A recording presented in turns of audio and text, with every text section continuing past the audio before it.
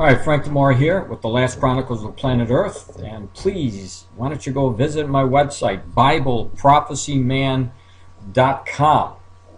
And now we're going to get into another prophecy, and as you know that I gave you some information about this earlier today in one of my other videos, and as I brought out about the problem of the food in the last days, and how in the last days Jesus has showed us that people will be working all day long for a handful of wheat or a quart of wheat, which is much at all. Now I'm going to revisit the same prophecy again and just tie in some other information for you, as you see here. And now, not so much, I'm not going to quote Revelation 6:6 where it says people will be eating all day, you know, for a quart of wheat or some barley, which is not much at all. But I'm going to show you that in the scriptures, in Luke 21:25, in Revelation 16, chapter 16, and also in Luke chapter 21, and again in Revelation 7, chapter 7, verse 15 through 16, we see all of these verses are showing us intense heat. You know, we know that there's going to be massive droughts. There's going to be lack of water, hunger, thirst. And as you know, that a lot of this is going to be coming from the very extreme heat that we're going to see in the last days that will cause many, many hardships. And over the course of these many years, I've been showing you how the droughts are increasing in many different places around the world. And again, if you go to my book and download my book today for free, you'd be able to see all this documentation. But here's a little glimpse about some new information that it just surfaced. So let me go in, and I'm going to click on, you'll see this article that just came out. This is from Rutgers, and obviously this is not that long ago, April 5th. About 4 million hectares of crops are suffering from, guess what, a severe drought in China. It has hit. Let me go back here. I've clicked on this thing, and sometimes this happens. It hit China's 13 provinces, including the major farming province of Sichuan in the southwest China. And as you see here, the drought has left 7.8 million people and 4.6 million livestock without adequate drinking water. And man, I'm just praying that you'll understand and you'll remember the words that Jesus gave to us in the scriptures that I just pointed out, because we are moving in that direction without a question. The dry spell has dried reservoirs and threatens spring planting, an agency said, cutting the Office of the State Flood Control Drought, or citing the Office of the State of Flood Control and Drought Relief Headquarters. And you'll see here, last year's parts of the county suffered worst drought in 50 years. Now, when you go into my book and you start reading each one of the articles that I document about what's happening over the course of years, you're going to find out that this has become a common theme throughout the news, saying this is the worst drought we had this year, this is the worst drought we had in 20 years, this is the worst drought we've had, and it's happening frequently, more frequently, coming on faster and faster. And again, here we go, the worst drought in 50 years, officials said, with rainfall 40 to 60% less than normal, damaging the crops and cutting power in hydroelectric dams. A drought on a top sugar producing province. And here we go, see, you have the droughts that are affecting the food. So you have freshwater problems. The drought is called food problems. Many, many problems for China, who has an overpopulated people as it is, so definitely some major problems there. Let me go on to another one. Now we're going to move into the United States. You'll see another one of those articles. Texas drought destroys 500 million trees.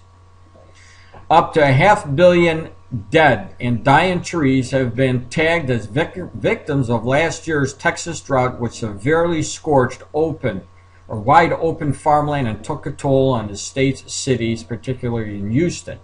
The statistical yardstick is staggering, with Texas agricultural officials estimating that now that the drought caused record-breaking crop of livestock losses of 7.62 billion and counting. Again, here we go again, one of those records that we've been seeing over the course of these many years. Every single year we've been listening and reading news just like this.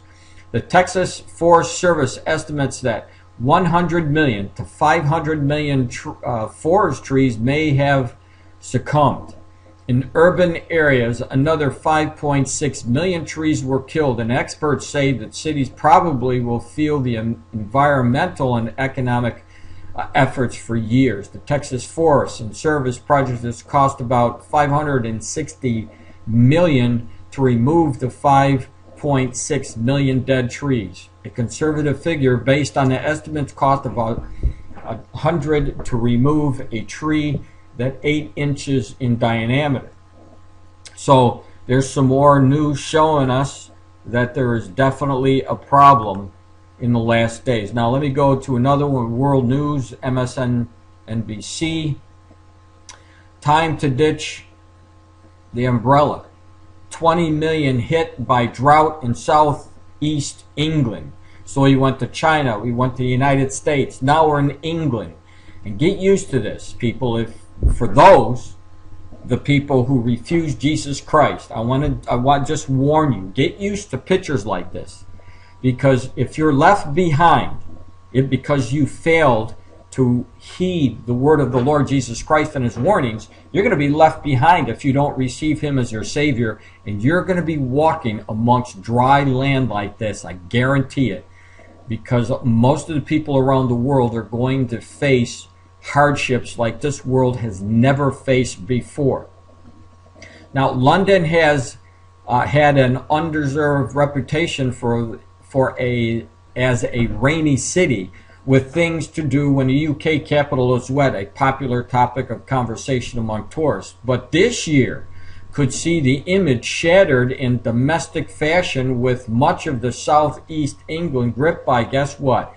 Seriously drought, currently affecting about 20 million people. Restrictions on the use of water were imposed Thursday for the southeast coast to the river the Humber from the north, and almost as far as west as Wales. And when you read the rest of the article, you know, they're going to have the Olympics there, and they're going to have water controls, and there's going to be a lot of problems because of this massive drought that you now see in southeast England. So there is no question whatsoever that there is problems.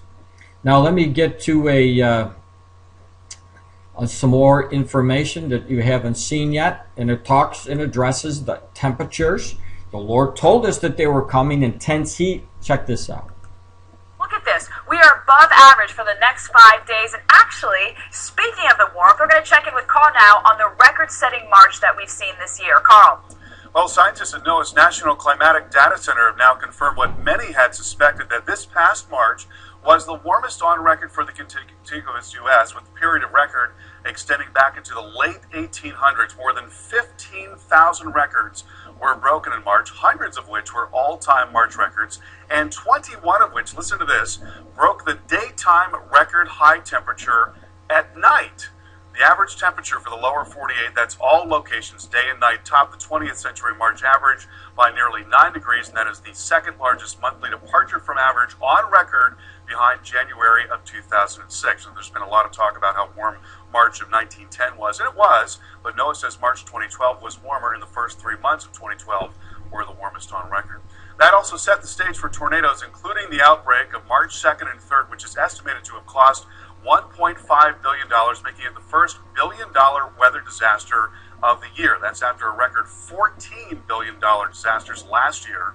Preliminary count of 223 tornadoes for this past March is nearly 3 times the March average. Now you see that? 3 times the March average. We had billions and billions of dollars worth of damage because of tornadoes. This year that we're leading again towards a new record. And of course, in Luke 21:25, as I pointed out, the Lord said, the roaring of the seas and the waves, major storms. We've been seeing the identical same thing as the Lord told us to watch for, and you're watching the news reporting about these things, and most of the world is oblivious to making a connection to these prophecies compared to what is actually happening in the current events. But it is going down, and it is getting worse, just like those birth pains Jesus talked about. It should be noted that while you can get an earlier start to severe season in a warming world, we don't know that there's anything more than that. We know that warming amplifies the water cycle, which increases the odds of flooding and drought. But tornadoes are a much trickier question because there are varied ingredients that actually may lessen or weaken as temperatures warm. All right, so let's go down to another one. This is the drought fears in the UK. Did you know that the sources of bad breath are hidden in the contours of your teeth and tongue? Introducing a breakthrough for Aquafresh. Feel extreme clean. Sorry about the commercial, but that's, you have to live through the commercials, but let's look at it this way. It gives us a chance to recoup, saying, oh my gosh, are all these things really happening? Could there be something to it? Well, you better believe it. There's definitely something to it. These are the warnings from Christ.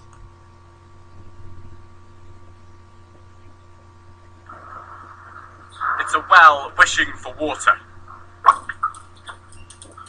There is some down here, just not enough. And to reach it, you have to head 100 feet under the Sussex countryside. There's a tunnel 2.5 miles long which feeds into this collecting chamber here, which then comes along here and is pumped up through these pipes into supply. For the last 2 winters, not enough rain has drained down into this borehole. This time last year, the level was about here, up to about just below our hips, whereas on average, we would expect the level to be above our heads here. So it is lower than normal, and we are suffering. This water will end up in most homes in Eastbourne, the town nearby, and that's a clue about why this is so important. 75% of all water in the southeast comes from boreholes like this. So what is this building here? This is our Friston treatment works. And up on all too dry land, that's the problem for southeast water. Previous 18 months has seen less rainfall than any time since 1922. The hosepipe ban will stay in place until we've had sufficient rain and our resources are back to the levels which we can sustain. So it's sunshine rather than rain on the South Downs, and that means Eastbourne, like so many places, will have water restrictions. And the reservoirs aren't doing much better. Water levels here are half what they should be. And tomorrow we'll bring a hosepipe ban that will stay until the clouds bring much more rain. Lewis Vaughan-Jones, ITV News, East Sussex. So there you have it. We're definitely seeing a pattern in the last days, and it is causing major problems in the droughts. Now, either you can believe what the Lord said, or you can, toss it away and just go about living your life thinking that everything is going to be okay and everything isn't going to change or get worse. But that's not what the Lord showed us. The Lord told us that there was going to be famines, that people were going to starve, the heat was going to come down, the storms. All of these things are signs that Jesus Christ told us to look for. We're seeing them take place now. Now is the time to give your life over to the Lord. So I'm going to go and make another video right now for today, and we're going to be discussing Russia's role in the coming Ezekiel war.